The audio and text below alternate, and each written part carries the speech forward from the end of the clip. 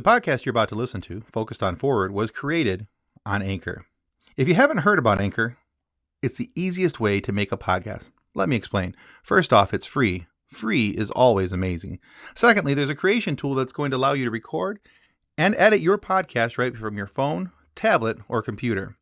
Anchor is going to take that podcast and going to distribute it for you so it can be heard on Spotify, Apple Podcasts, Google Podcasts, and so many other platforms. And you get to make money from your podcast right away with no minimum listenership. It's everything you need to make a podcast all in one convenient place. So how do you find it and use it?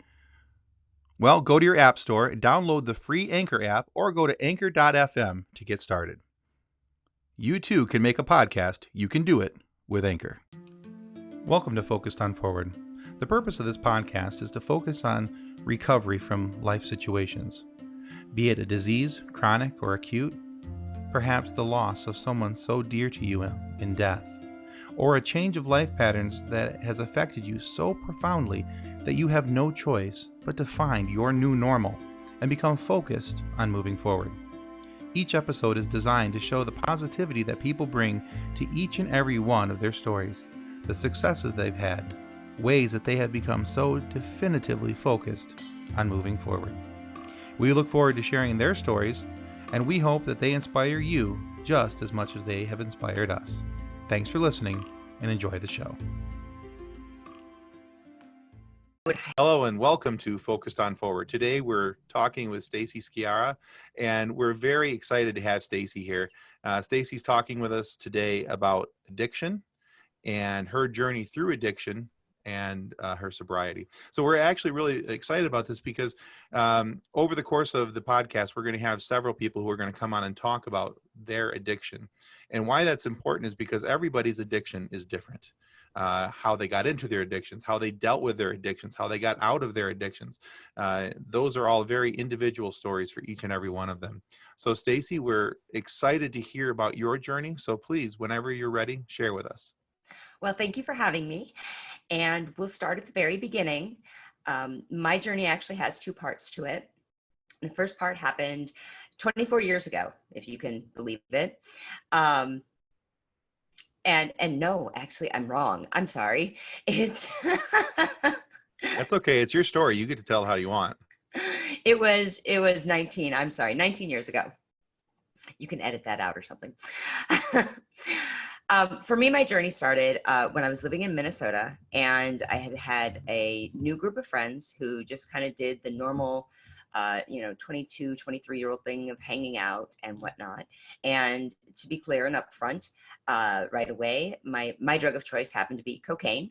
And for me, there was no real gateway. That's one of the things that a lot of people ask me, what was your gateway? And there really wasn't anything for me. A lot of the other drugs didn't appeal to me, Now, I am a smoker. I do drink a lot of caffeine. So of course you can see that stimulants are my thing. Alcohol, marijuana, no thank you. They just make me tired, put me to sleep, and make me feel hungover. I think the real problem started for me is when I started dating my dealer. And then it was kind of this all access, no fee freedom to explore, which is bad when you have impulse control issues. After a little while, the drugs intensified. And to be honest, he was also into methamphetamines, commonly known as speed. And I learned the very dangerous mixture of cocaine and methamphetamine put together, and learned how to stay awake for 3 to 5 days. Not fun in hindsight. Yeah. But also the methamphetamines have a very dangerous side effect of rage and anger when you go through withdrawals. And I was on the receiving end of that from him, and it was a very abusive relationship. But due to the addiction and the fact that, he had done the divide and conquer where I had no friends and no family, and there was really nowhere to me, for me to go. I couldn't get help. I couldn't get away from him. And, and it was just this awful cycle, which ended up being broken when we were both arrested. Um, I think that part of my unique story is my arrest saved my life, not necessarily from the drugs, but from him. And for that, I'm grateful. A lot of people don't know that I'm actually grateful for my arrest. Um, I did receive a sweetheart deal, which anyone who's been in any trouble with the law knows what that is. For those who aren't, a lot of times when couples are arrested and one is a more instrumental role like me, they're kind of used, the prosecutor wants to use the testimony against, the ringleader or the more active participant. And, and they offer kind of a plea bargain and whatnot. And, I know that it's important to note that I was facing 3 felonies. One was for possession, one was for intent to distribute, which that's a drug trafficking charge, and the other was for a gun charge. And it's interesting to note, this is one of the things that got me interested into law.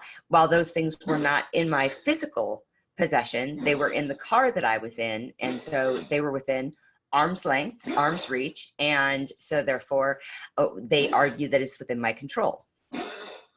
And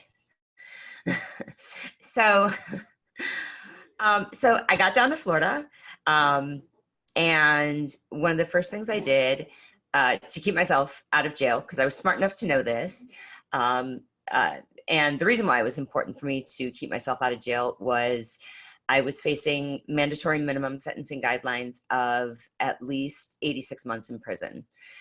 And so that got my attention. And yeah, that's an eye catcher for sure. It is. And so the first thing I did was I went out and I got a job. And for all of us old timers that remember the blockbusters and the Hollywood Videos of America, I worked at Hollywood Video. And Hollywood Video was a good place to be when you're a kid. It really was. But and as an employee, we would get all the new releases before they came out. Some perks for it. Absolutely. And I followed the NA way of change your people, your places, your things.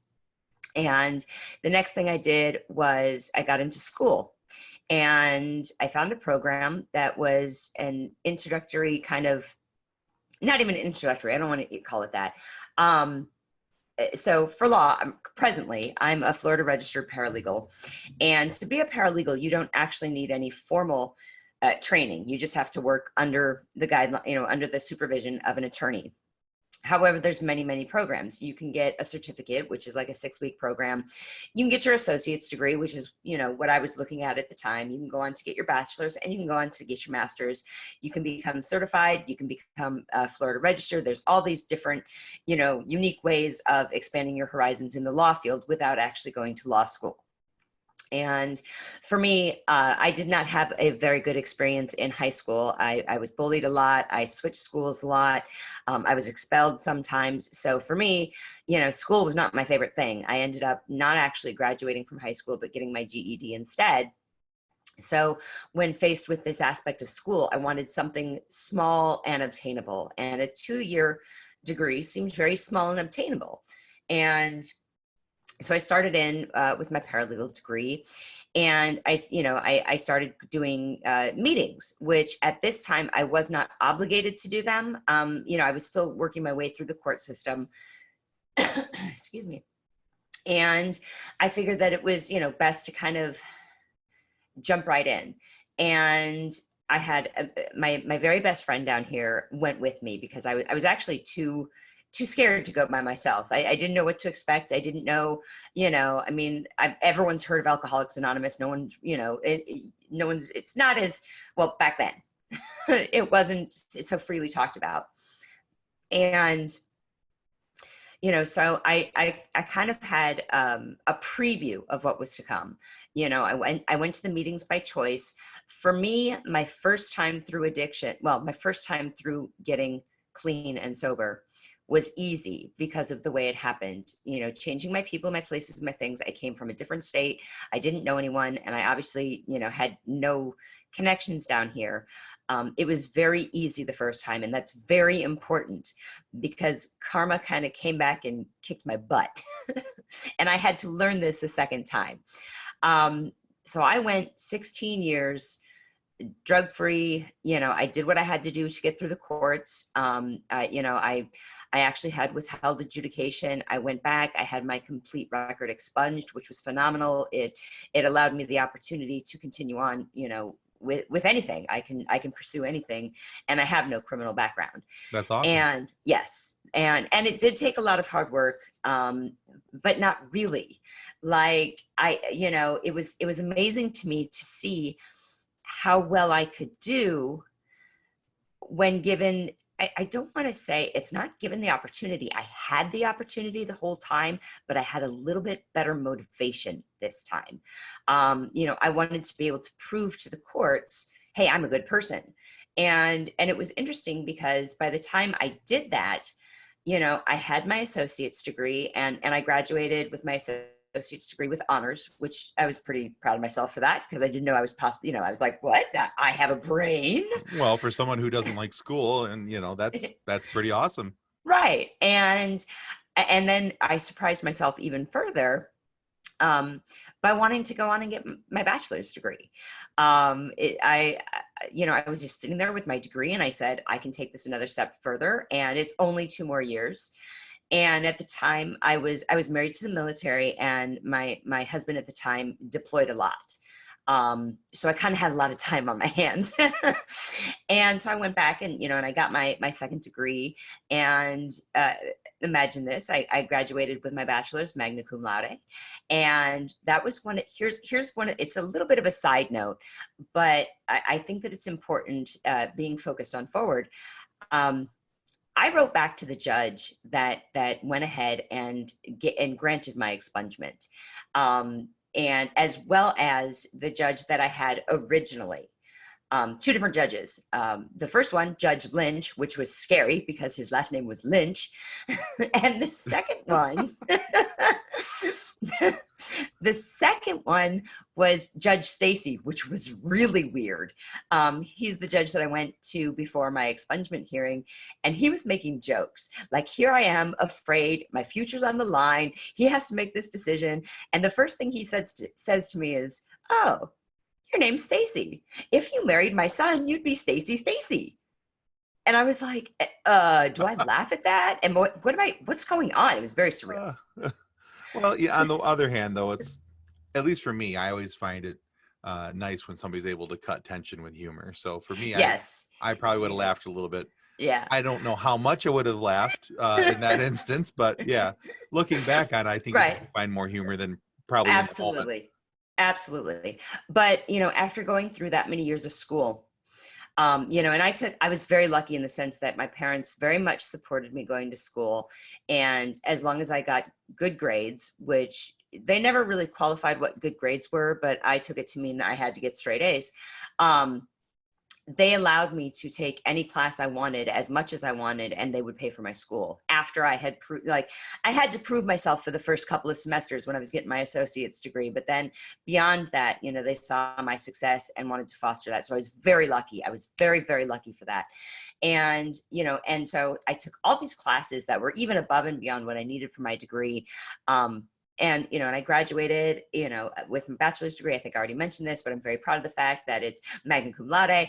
And I wrote back to that initial judge, knowing what that Judge Lynch, what he sees on a daily basis, repeat offenders.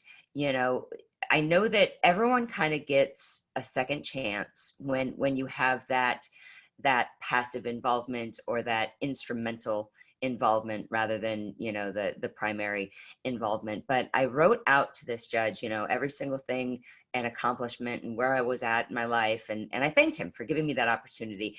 And it was amazing that I received this wonderful letter back from him. Just, you're right, I don't get to see this kind of success, I thank you. And it was a very cool moment. And life went on. That was in 2006, 2007. Life went on. So then we come to, I believe it was 2017. You can't quote me on that because things are a little hazy here. Okay, no worries. And and I was in a different city. I had just married my current husband, and we had this big house, and we had merged our homes, mine from St. Pete, his from Orlando, and we were living in Winter Garden. I was separated from all my friends, not by much. I mean, we're talking 100 miles, but sometimes 100 miles feels like 1,000. Well, it can be, And especially you add distance there. It's yes, in yes, trying to coordinate lives over 100 miles. yes, That's a yes, couple hour drive. right. So Yes. And, and also just the fact that friendships change. And that's something that no one teaches you when you grow up. That, I have a very best friend who we danced together for years and years and years and years and years. And and she got remarried, had the most adorable little daughter. Anyways, not the point. It didn't occur to me that our friendship was changing, not because of me or what I was going through, but because she wanted to spend time with her family. And being childless myself by choice, that I don't have that realization. There's no realization that it's not that she doesn't want to spend time with me, it's that she has obligations to her family. right, So the so here maternal I thing that yeah, she was doing. Yeah, understood. right. Okay. And so I'm in this, and it's not really a new city, because when Rick and I were dating, he had always been in Orlando and I had always been in St. Pete, so I knew some of his friends, but then again, they were his friends. And so there was some loneliness and some whatever, and and I got a job up there that was fine. And to get to the point, I'm stalling. No we had a worries. lot You take your time. we had a lot to do in this big house that we built. If I would have, if I could go back in time, I would have put my foot down a little bit harder, that we did not need the house that we built. It was way too big, especially for two people who weren't planning on having kids. Don't have parents that are living with us. There's just the two of us and some dogs. I was very overwhelmed with the amount of work that the upkeep and maintenance on this house took. Um, while I certainly am always an open book, I do reserve my husband's privacy. So I just want to, there needs to be kind of at least said that he was struggling with some things emotionally, and he wasn't able to be a full-time participant in some of the things that went on in our home. Okay, So fair enough. So I took the brunt of unpacking and cleaning and doing the yard work and a lot of the maintenance, and it was exhausting. And at the same time, because I had taken a pay cut going up, to the Orlando area from the Tampa Bay area, I wasn't making as much money. So I was also teaching dance like 4 or 5 times a week in a studio that was about an hour away from the house. And I was still maintaining, this is crazy. In the beginning, I was driving all the way back down to St. Pete to come down to my studio where my friends were, and still driving back the same night. So it was a 2-hour Oh drive down. man. Yeah. Oh, Yes. And at the time, my stepdad, who was very, very sick, obviously he was still alive, otherwise I wouldn't tell you that he was very, very sick. But there was a lot of going to see my mom, going to help my mom, going to do this. um Excuse me. so you had a Just a jam-packed schedule and a Yeah, lot going on. yeah. Yeah. There was a lot of irons in the fire, and I couldn't keep them all rotated and going at the same pace at the same time. And there was one weekend, unfortunately at the time, Rick's grandmother passed away, and he went up to the funeral, and I stayed back because there was really no need for me to go. I didn't know her. I think I met her once, and and I had work, and Rick wanted to be with his family, which is fine. And here's the second part of my story, and this will be more detailed because this is the part that I'm shocked by. Okay. I'm very open with people about my addiction and being in recovery.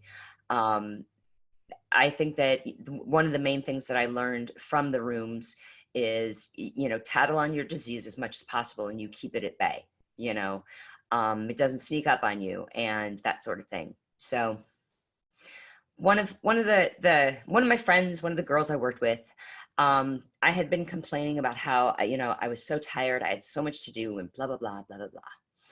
And she says, well, I have these caffeine pills. They'll help you out. And I thought, well, shit. I'm like, caffeine pills, that's no big deal. I've had those before, the ones you get over the counter. I drink 18 Mountain Dews a day.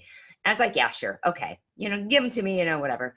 And, and I went home on a Friday night, not even really thinking about it. I was like, well, let's see what these bad boys can do. And I looked at it and I was like, this doesn't look like anything I've ever seen before. That was my first warning. That was a red flag that I should have known. An ignored warning, sure. Yeah. And I don't know if it was willful ignorance or unintentional ignorance. But I'm like, well, all right, let's break it in half, and chugged it with a Mountain Dew because, caffeine on top of caffeine. And boy, did I get a lot done in the next 24 hours. What? I'm sorry, I shouldn't laugh. Just the way you. No, that's okay. It is funny. What I didn't know is that I had just taken my first Adderall. And the reason why that's important. Oh, yeah. Yes. The reason why this is important is in 1998, 99, when I was going through my first round of active addiction, Adderall didn't exist. So I had no frame of reference. I wouldn't have recognized it. Now, of course, I had played around with some Ritalin back in 1998, but I didn't know, I didn't know what it was. A different animal. And yes, a different beast completely. And even at the time, even in those 24 hours, I didn't know what it was. I was like, this is amazing. I have gotten so much done. I've done 18 loads of laundry. I've unpacked 5 rooms. I've mowed the lawn. I've trimmed the trees. I changed my car oil. I've done all the weed eating for the whole neighborhood. And, and still yet, it didn't dawn on me that there's no way that this was an over-the-counter type thing. And at the time, she had given me, I think, I don't know, 3, let's just say. It was more than 1, but I don't know how many. And I had only taken a half. And I went back to her and I was like, geez, those are pretty good. What are they? And, she told me, and I'm like, the what now? And once she told me, I knew exactly what it was. And I had this huge crisis of conscience, because you remember 16 years of clean time or sobriety or whatever you want to call it. 16 years. Did it just go down the toilet? Or because I didn't have, the conscious decision to use, where did it fall? Am I okay or am I not okay? And so I contacted, matter of fact, that very best friend that I was just telling you about that had the daughter. And I said, oh my God, what do I do? What do I do? Is this a relapse? Is this not? What do I need to do? What's going on? She calmed me down by saying, there was no intent. You didn't intend to do it. You did not, go out and didn't actively pursue. Correct. Now, I certainly, was not smart, when someone hands you something, you don't just blindly take it, but whatever. And she did tell me, and I remember this very clearly. She said, but you can't do it again because now you know, and you should probably get back into some meetings. And she was right, except for the fact that, not going to say that.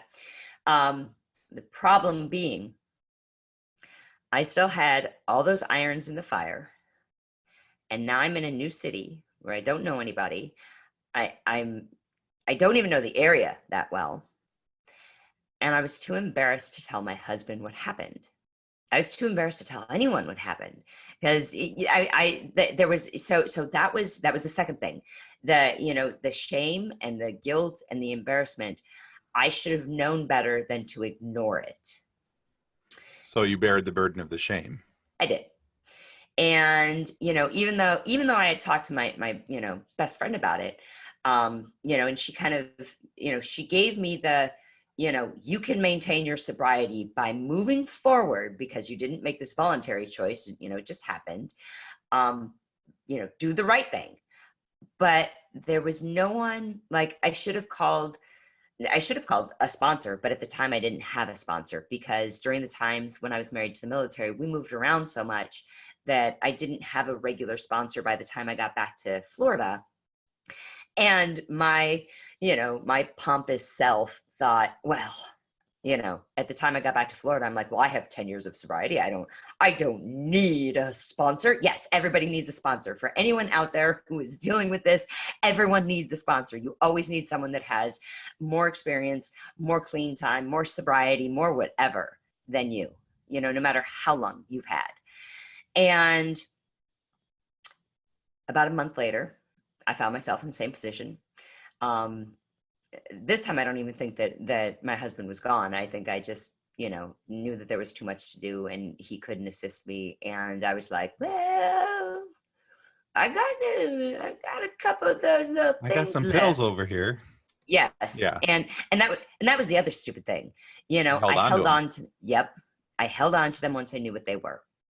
And this started me down a very different road than my first. The first addiction route was pretty simple. I dated my dealer, or I guess I could say my boyfriend was a dealer. I don't know why I say I dated my dealer. I think I try to put some distance I between, I you think know, technically either way is fine because both yeah, are true. So yeah. Um, but this time it was a little bit different in the sense that, um, it was kind of, there was no immediate consequence. I didn't, there was no physical abuse, or there was no, divide and conquer between me and my friends and whatnot. People just thought that I was really efficient all of a sudden. And one of the most heartbreaking moments was the original girl who you know uh, provided me the caffeine pills. Once she realized, like, she had, when I had went back to her and I was like, hey, you got any more than, hey, and it clicked. She was like, oh my god, oh my god. She's like, I remember you telling me you're a recovering addict, because it's, I tell people before we go to bars, before, because I don't drink, I don't right, right, smoke, right. and then she took that It burden, and I was like, registered. oh yeah. And I was like, oh, no, it's not your fault. Oh, no, I'm fine, I'm fine. But do you have some more? And she's like, no, I can't be a part of this, which that's good, you know, but for me, instead of, again, making the right choice, I went back to, well, hey, if I can't have, this new drug of choice, I can go back to my original drug of choice. And then that led me to a path where I had access to everything. And it took me many attempts and failures to get it right. And, to fill in the gaps, I did end up, having to go to rehab again. And it was an awful experience the second time. It was nothing like the first time I went. Um, I should have made better choices in where I went and how I went and who, I needed to be more on. And during this whole time, this whole relapse, continued relapse, success and failure, success and failure, success and failure. It wasn't until I got back to St. Pete, where I had friends in the program, that I could text them and say, I need a meeting, and someone would show up and take me. And even at that still wasn't guaranteed success. I went through, give or take, I call it 3 years of hell, but it's probably a little bit less because my memory is a little little skewed.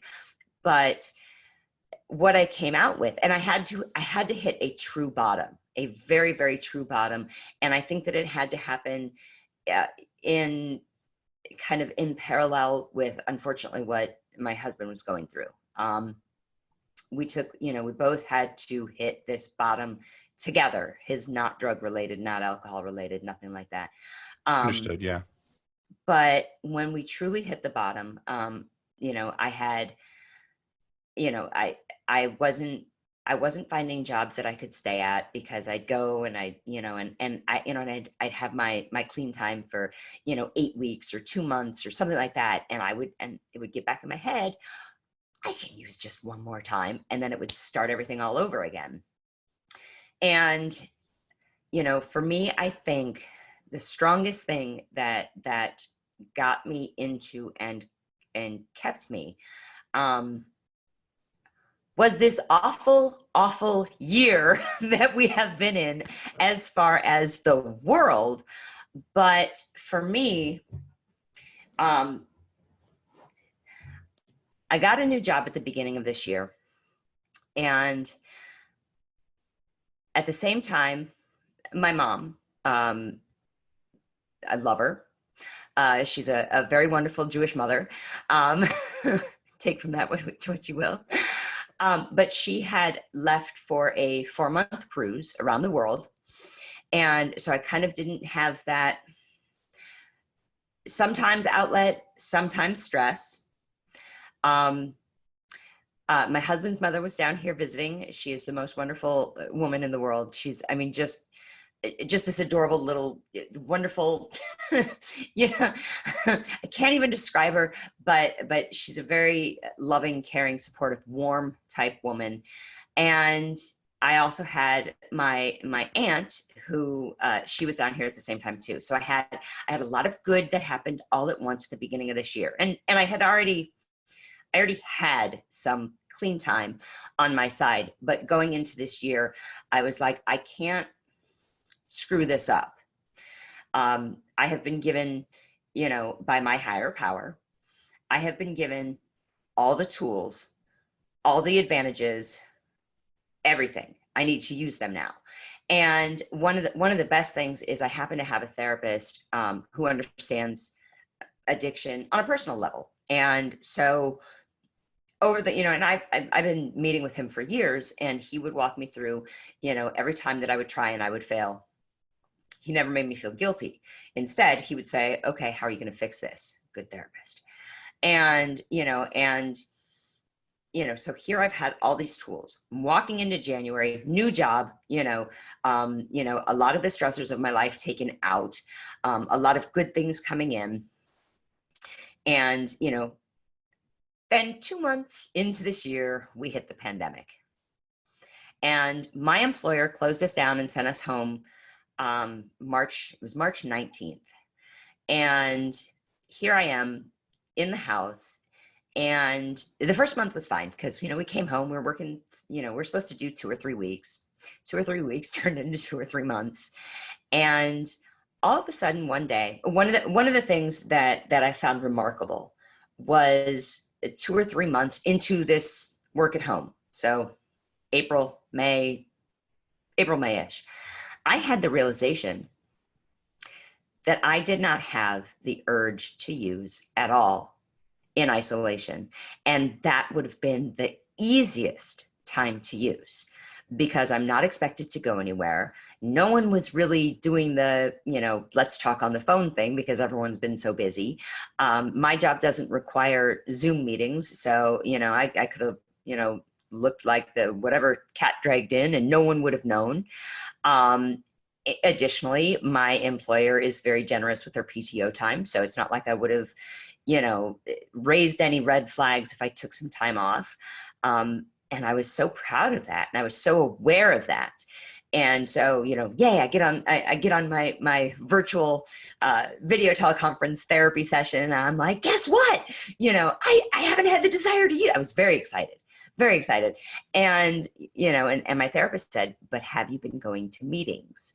And the nice thing is for anyone who is still in quarantine, no matter how long this may last, whether it's voluntary, self-imposed, whatever, is you can find resources online. They do have online meetings. If you can't get to one physically, or if you don't call the helpline, because some people don't want to call on the phone anxiety, I get it. As extroverted as I am, I still don't like making calls sometimes. Please don't answer, please don't answer, please don't answer. And nowadays, in our new technological world that we have, There's apps. The NA app is phenomenal. Not only does it, keep a clean time count for you and congratulate you on your anniversary and give you virtual key tags, but it tells you daily meditations, the material that you should read for step work, and it directs you to every single meeting during every single time period, anywhere, with the click of a button, which I didn't have that, back in 2000, 2001, 2005, 2000, these are emerging technologies that are helping those who struggle with addiction. Well, that's And fantastic to have virtual access. it really is. It really is. And I love the fact that, and shout out to any mental health providers out there. If they don't know about these resources, they should.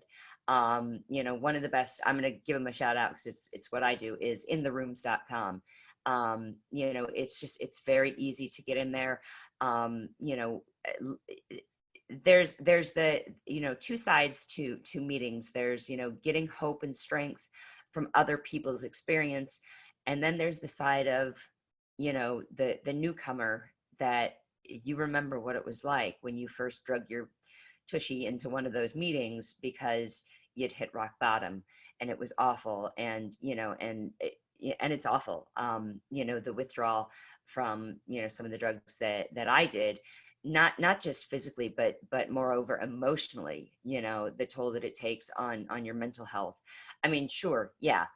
The physical toll it takes, I'm sure it's there. But I think the mental toll was far, far worse. And for me, I'm one of the people who they call it dual diagnosis, because when you're in NA or AA, you're supposed to abstain from, any type of drug. But first of all, I still love my caffeine and nicotine, but also because I suffer from depression and anxiety, I am medicated for that. And so you have to walk that fine line of, I tattle as much as I can. I go back to that. Still, I've never strayed from that. Anytime it comes to a doctor, a dentist, whatever, that's one of the first things I tell a new medical provider is I'm a recovering addict. In the state of Florida, they passed some pretty hard laws for opiates, which again, not for me, but that was a huge problem in the state of Florida was, all these pill mills that everyone would go and they'd get their oxycodone or hydrocodone. I don't even know what kind of done because I wasn't into that. But, we have these really strict laws that, you can only get like 3 days worth and then you have to see a provider, which is great. But like when I had one of my teeth pulled, I told my dentist, I told the surgeon, I told the receptionist, like, and sometimes I think that's, as far as Rick, I'm sorry, my husband, I don't know if he's as comfortable with that as I am, but I have to say, this is me. I need people to know, don't offer me these things, because the doctor thinks, doesn't think anything of, oh, you just had your tooth pulled, here, have some narcotics. Here's some pain meds. Yeah. He thinks he's doing his job. Right. So, right. Yeah. And I will say that to me, it's a blessing. The one time that I had the tooth pulled and they gave me I think it was hydrocodone. I don't know. I took one, I had a very bad reaction to it, which was probably my own anxiety over taking a narcotic rather than an actual reaction. So it scared me. Yeah. Your anxiety, I'm sure, had a lot to do with that, worried about a slide. Yes. And although interestingly enough, for those of you who don't know, I have a wonderful dentist who does sedation dentistry because I have obviously awful teeth, not just from the drug use, but also because I'm scared of dentists. And I had to explain to her the reason why I have such a reaction to lidocaine and novocaine is it's part of the cocaine family. So my body reacts like, oh my God, we're going to get high. Let's get excited. And so I get here it comes. Yep. So I get a little twitchy, but I kind of also understand that I'm not going to get addicted to lidocaine or novocaine. So it's not a worry of mine. I'm not going to make, a whole bunch of dentist appointments just to get shots in my mouth. All right, guys, calm down. It's not happening anymore. So we're not on the novocaine trail. But and but it was very refreshing to have an understanding dentist, by the way, that I was able to go back to her and say, I need to do x-rays for my teeth. And she's like, you're not doing. I'm like, so this is what happened. I had this relapse, and I spent the last 6 months or year doing a lot of things I shouldn't have been doing. And she's like, I get it, and thanks for sharing your story. And and it's nice to have that welcoming environment, instead of the people who don't understand, that just kind of write you off as someone who's a drug addict. And I know that going forward, from here, because this time was so much harder. I spent many therapy sessions talking to my therapist of, why is it so much harder this time than last time? And he said, and we walked through that. Last time I had a lot better, greater motivation. I was facing prison, and I also took extreme measures to get away from the people, the places, the things. And, and that's kind of one of the things that's a lot harder now, is that, a lot more difficult, is, I still can see the people, I can still see the places, and I can still see the things. And so I have to be extra vigilant right now. I don't know why the pandemic per se, this quarantine, because we've been at home 163 days, and for the most part we have not left the apartment. For me, it's almost like I think the world had to stop so we could catch up, and the world stopping took a few of those irons out of the fire for me, whether they were real or implied. And in the beginning of this, thankfully I had the foresight to say to my understanding husband at this point, I said, we can either have the house clean or I can be clean, but we can't have both. And, not that we like to live in disorganization and disarray, but that's what it's got to be for now. But no, but you have to put some limitations on some things Yes. too, so that you can Yes. prioritize. Right. It's not that you're wanting to live in squalor, but you also Right. have to say, okay, today I need this to be a me day. I need to get Yes. better. I need to feel better. Those things, Yes. you may not get the dishes done that day, but you may have accomplished something else, Well, and that was kind of I don't know the word for it. I'm going to say that it was maybe a bonus, but that's still not the right word, because we've been on our own individual journeys through hell and back together. When I started working at home, and I explained to him, either I can be clean or the house can be clean. Somehow, I don't know if a switch flipped in his head or what, but whether he knew it or not, he started picking up some extra slack. I noticed it. I don't know if he did, but it was, and I tried to be as appreciative and acknowledge it as much as I can, because that has helped me a lot. And I try to save my, and I try to break things down into more achievable goals. And I think that's for anyone who's dealing with a lot of irons in the fire, that's very important. Is not everything has to be done today. For example, my work, I do insurance defense right now. I'm working from home.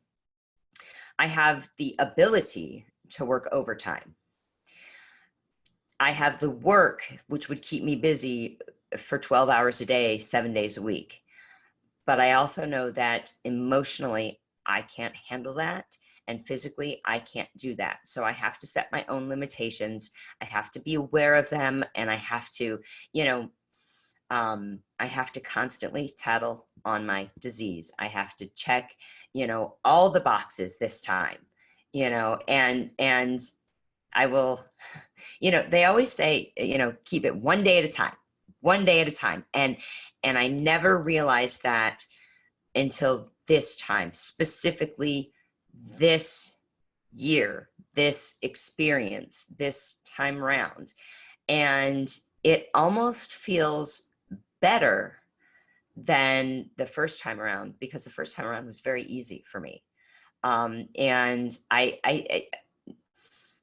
if we're talking about a higher power, not religion, higher power, if you're talking about, divine intervention or whatever, I remember back then, the first time, I thought, well, this is easy. Why do other people have it so hard? Now I know. Now I've been through, the second time where it wasn't easy to get away from everything. I didn't have, all the extra help that I needed that first time. This time I really struggled. And so I appreciate it so much more, you So, know. not to say that you didn't appreciate your sobriety the first go round and everything along those lines, but do you think that you appreciate it so much more because of the fight, because of the struggle? Absolutely. You had to work. Absolutely. You had to work harder for it.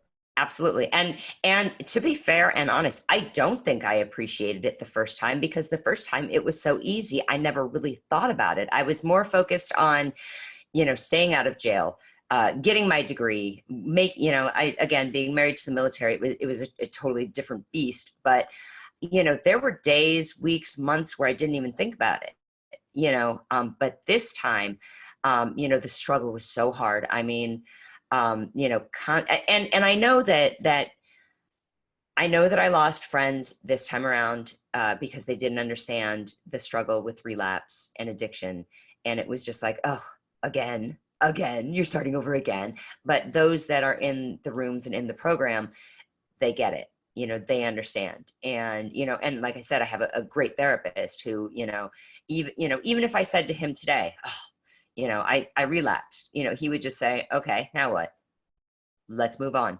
All right, how Get do we back on the fix it from horse. here? Sure. Yes, yes. And that's, very important. And I am still working through a lot of the shame, a lot of the guilt and I didn't have that, or at least I didn't know that I had that the first time around. So, this time in quarantine, which again, I lament on the fact that this could have been absolutely devastating for me. If I had, made a different decision, or had any number of things, if any of those things were different, I could have been having the party of my life, and probably, a very poor ending. Um, but I am so grateful that right now that desire is gone, because, I'm actively aware of it. Any inkling and iota, I tattle immediately. I don't even care who. Like, I'll run downstairs to my neighbor and I'll be like, hey. And I By will the I way, will have we talked about my addiction? well, actually, she does know that. Because well, she had offered me a beer, and it was one of those things that I tell people, well, I don't drink, and they immediately assume that it's alcohol, and it's not. I just don't enjoy it, but that gives me the opening to explain I'm an addict in recovery. Sure, to talk Um, about other things. Yeah. yeah, and I will say this. I'm gonna burden my soul to the world. Um, Within this time at home, during I don't know what we're doing. We're cleaning out my closet or something like that. Drug addicts are notorious for having stashes. They stash it from themselves, they stash it from others. It doesn't matter. I thought that this house was completely clean, completely empty of all, paraphernalia or, you know actual drugs. I flat out. And Rick actually got one of my old purses that I only use like once a year, once an occasion, and um, he found one of my stashes, and he was like, "What do you want me to do with this?" And I'm like, well, "Get rid of it." It It doesn't was, need to stay. yeah. I appreciate that he brought, like, I know that his intention was like, I want to be honest with you and tell you what I found. But there's this, that was his thinking. My thinking was, no, just, if that happens in the future going on, just get rid of it. Just dump it, flush it. I don't care. Don't tell me. That's a temptation I don't need. Sure. That's also kind of one of those things that gives me this great appreciation that when he told me, there was no hesitation. I didn't think twice. It was, Even better. Even yes, better. yes. And, and that's part and parcel of this whole, I'm going to tell everyone if there's even this inkling of it, because if you think that people can't get their, drugs of choice in quarantine, you're wrong. You're dead wrong, actually. Yeah. Yeah. Yeah. I'm certain they make deliveries. I'm sure they do too. They're going to go where the money is. So Right. let me ask you a question. Sure. Because in some of the reading that I've done on those who have um, addictive personalities or impulse control issues, things like now, this is not something that I've struggled with, but I've had some family and friends who have struggled with addiction at different levels. Now, one of the things that as I understand it, is that some of the advice that you're given is to, in fact, when you're going through addiction, is to not look at things as the big picture. But Right. in order to help you to get through things, instead of looking at the big picture, I've got to do all this, is to break it down into smaller conceptual ideas. How does that help someone who's going through addiction to break it down into something smaller? So one of the things that they first tell you when you're a newcomer is 90 meetings in 90 days. And each meeting is an hour. And if you can get through this hour, you may have seen it, my sassy shirts. I have a shirt that says 1 hour or 1 day, 1 hour, 1 minute, 1 second. And, if 1 hour is too much, let's break it down. And I use this dealing with my anxiety too. If 1 hour is too much, let's focus on the next 10 minutes. If 10 minutes is too much, let's focus on the next minute, especially in the throes of an anxiety attack. This is very helpful, but also with addiction. I've heard people give some of the best advice at meetings where, even if you're not ready to share, just go and sit your butt down and listen, because something might click with you. And so, they tell you it's 1 hour out of your day. It's 1 hour where you don't have to listen to your kids scream. It's 1 hour you don't have to listen to your wife complain. It's 1 hour where you don't, and that actually resonated with me. Like, it's 1 hour away from the rest of the world, away from people that don't understand, away from all my responsibilities, and that's actually very similar to me going to the dance studio. When I walk through that door, everything stays outside because I'm focused on my feet and what they're supposed to be doing and the music, and so it's that same sort of therapeutic, very small increments. And if I can get through, this hour, like if I have a craving, if I'm watching TV and all of a sudden something comes on that triggers me, and they do, you have to be aware of what your triggers are. That's very, very important. If I'm watching whatever and all of a sudden they're doing, whatever it is that triggers me, I need to stop what I'm watching. I need to focus on something else, even if, because that craving's there and I'm like, I want to use drugs. Let's focus on the next 10 minutes. Let's get through the next 10 minutes. Let's call someone. Let's text someone. Let's, put on some music. Let's go for a walk. Let's take the dogs outside.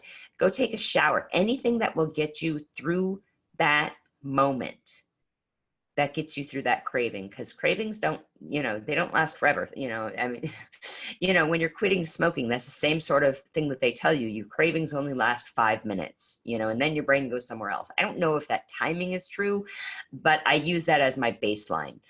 And again, I've been very lucky that as far as the actual drug use, the cravings have not been there, but that applies to so many other, areas of my life. And that is part of the program.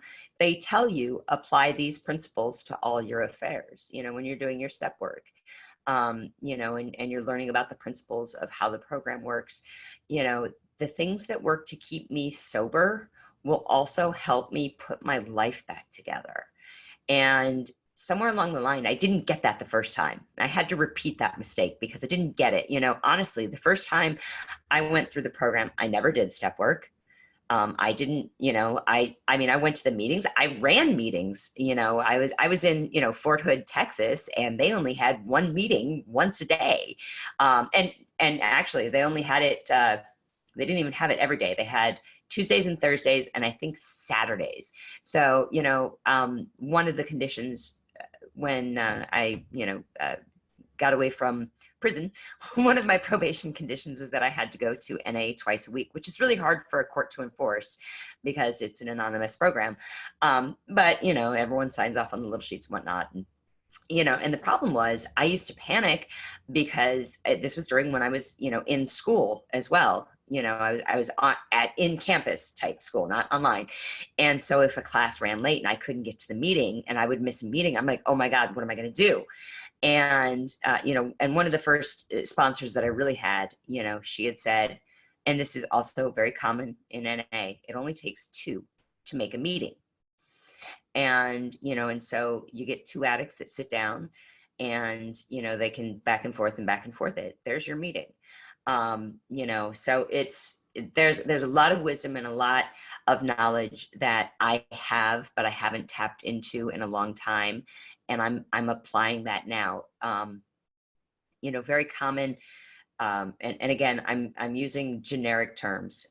They always say, let go and let God. And a better way to look at that, because we don't like to talk about the religious stuff, is what can I control versus what is out of my control. Right. For example, last year I had a job with a law firm where one of the things I have to do is I have to have my work reviewed by an attorney because I'm not an attorney. And I had this attorney who was, saying, just do it. And I'm a registered paralegal. Practicing law is a criminal offense, by the way. You can be prosecuted. Right. Absolutely. Yeah. Not they can take my license. They can, and I'm very aware of that. I'm afraid of the prison monster. And I was very upset because, I stood my ground and I said, I'm not going to do this. And, and it became this hard line. And I said, well, I can't control what they're asking me to do, but I can control if I work there. And I ended my employment. That's the principle. You control, do what you can control, handle what you can control, and what's out of your hands, let it go. There we go. Set your line and know where you're at. That's what I was trying to say. Had an audio issue there for a second. Yep. But okay, excellent. So another question, here's a question I like to ask all my guests. Mm-hmm. And so, because I think that this is a question that applies to everyone's situation, no matter what they're doing. So, or whatever it is that they're dealing with, I guess is a better way to say it. If you look back at the entirety of your experience, and not to boil it down to one sentence or anything along those lines, but what is the one shining star, a piece of information that you have taken from this that affects you? What is the best advice that you have gotten from this? That is tough. I'm not going to break it down to one sentence because there's 2 that really resonate with me. And the first is relapse is not a life sentence. No matter how many times, because there's a guilt that goes with, relapse. If you've had 16 years of sobriety and you relapse, what does it matter if you use one more day, And the other, which obviously totally applies. The other is I share my story because my story may be the key that unlocks somebody else's prison. And even if my addiction doesn't apply to them, maybe my anxiety does, or, the mental illness, getting help with that, whatever, I share my story.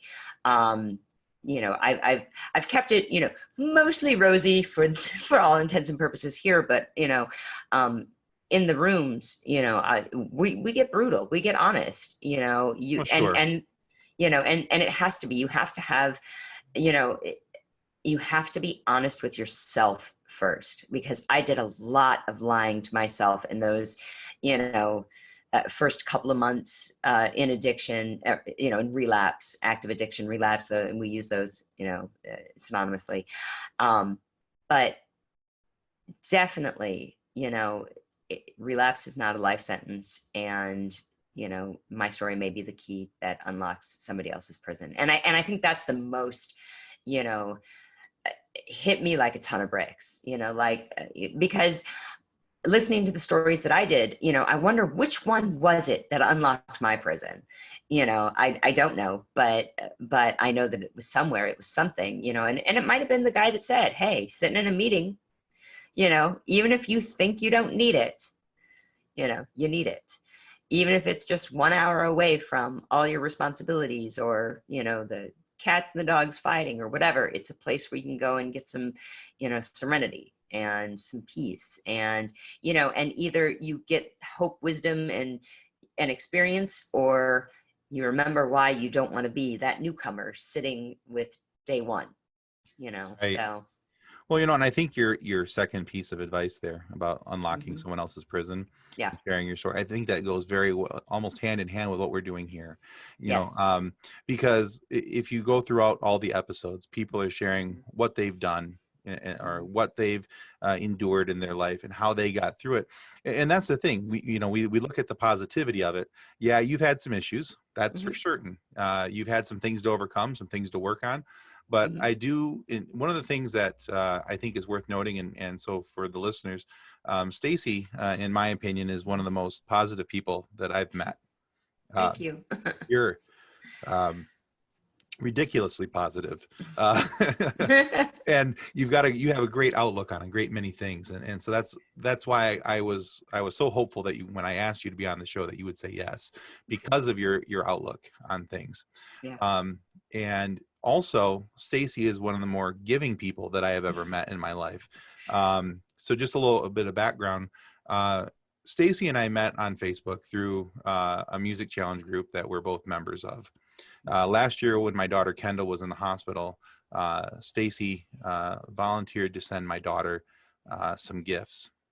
Now, what she may not know is that when those gifts arrived, we had just come back from ICU, and we were in the rehab hospital. And Kendall still, she was, at that point, she was still in an electronic wheelchair, and still mostly paralyzed from about mid-chest down. She had very little hand control. She could steer her, her little deal around there, and trying to go to rehab. So she was very down, very blue. And we came back from ICU to her bed being covered with cards, and then there was this box, this big box.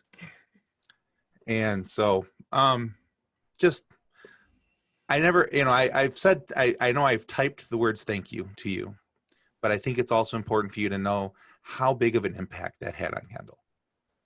And it meant a lot to my wife and I. And so kudos to you. That was amazing. And so, but those are the type of things that I think are important for people to focus on. It's not the fact that you've had issues in the past. It's the type of person you are, and the way that you interact. I see your interactions with people, and the way that you talk to people, the way you treat people, the kindness that you exude. I think those are the things that we need to focus on, especially this year. Absolutely. So, absolutely. But I just want to take a moment to thank you person to person, and tell you how much that meant to us last year, that you did that. And so, but anyway, you're welcome. You're gonna make me cry. That's okay. I'm trying not to as well. But I do want to thank you for being on today. Thank you for being open. Thank you for sharing your story. And I'm hoping that your story is the key that unlocks somebody else's prison. That would be fantastic if it did. Even if it just kind of, tells them that there's a file hidden in the cake, and they got to do a little work to get to it. I think your story has immense power to it. So thank you so much. And it's been a joy to have you on today. Thank you for having me. All right. I think that will conclude us, and thank you for listening to Focused on Forward. Well, that concludes another episode of Focused on Forward. To be a guest of Focused on Forward, you can reach us through Twitter at podcastfof, through our Facebook page named Focused on Forward, or through email focusedonforward@gmail.com. We look forward to hearing each and every one of your stories that has yet to be told. So until then, be safe, be kind, and be loving to one another as you stay focused on forward.